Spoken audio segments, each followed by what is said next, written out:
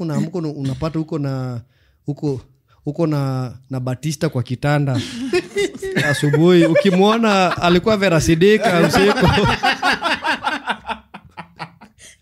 But so unaamka unapata you happen for real. Yeah.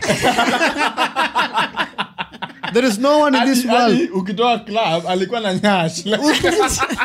Lakini mkifika kwa nyumba there is no romantic.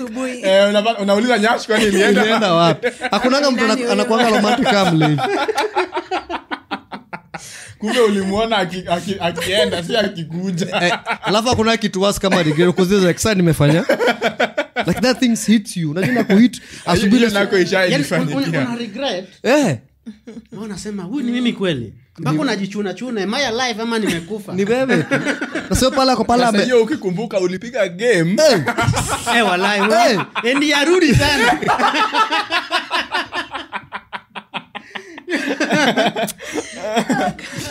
Ndio akisemaga kama alikuwa mlevi. Imagine watu wakiwa soba. I'm not sober.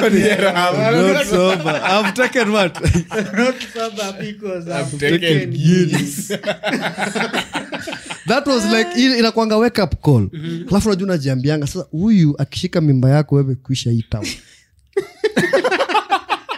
Wazee ni wale wenye afichi, unajua sana hadi anataka relationship, mpaka anataka akujenge akupikie, akufulie, sijui kufanyia. Mimi nisiamka nikapata wameosha nyumba, wamepika.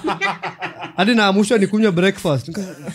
Who is waking me up now? Because it is like nimeandika mama wakupikia kwa nyumba. Siku gani? Ndio nikajua si mama nikapata ati akona t-shirt yangu pala amevaa. Oh shit. What have I done? Oh my God.